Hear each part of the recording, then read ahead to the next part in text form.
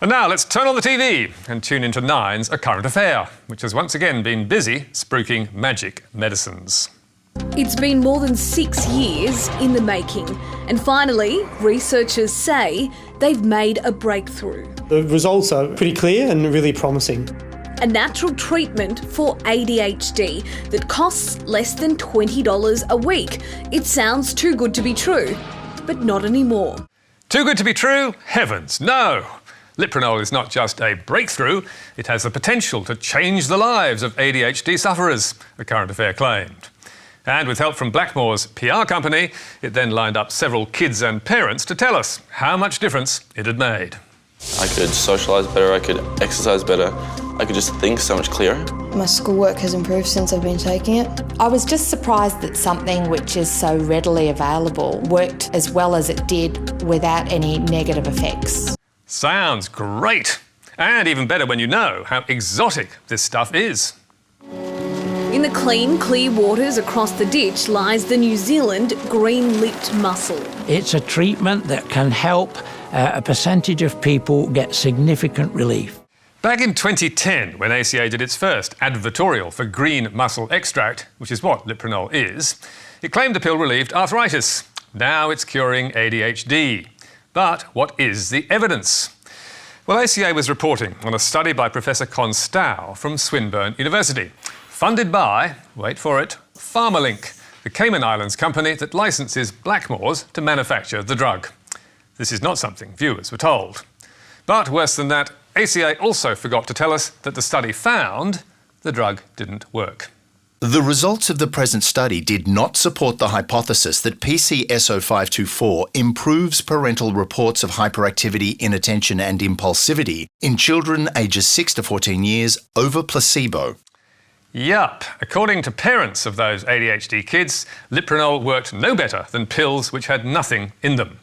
So, how does that square with the Current Affairs claim that it will change the lives of ADHD sufferers, or that it is a breakthrough? It doesn't.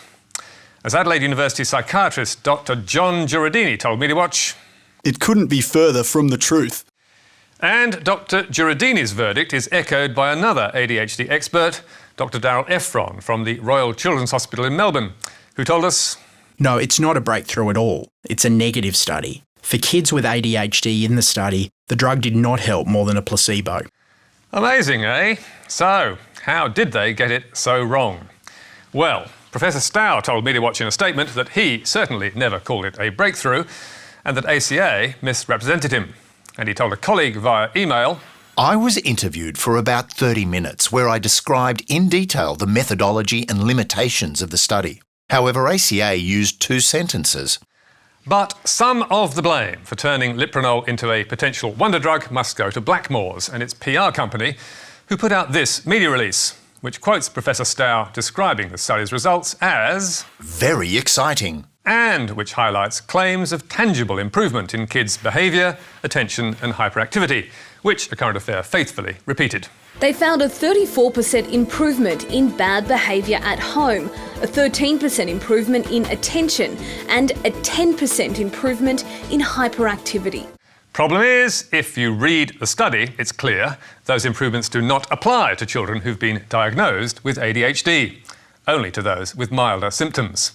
And as Dr. Efron told Media Watch, this is not new. We've known this for a long time. We sometimes recommend fish oil in kids who have mild ADHD.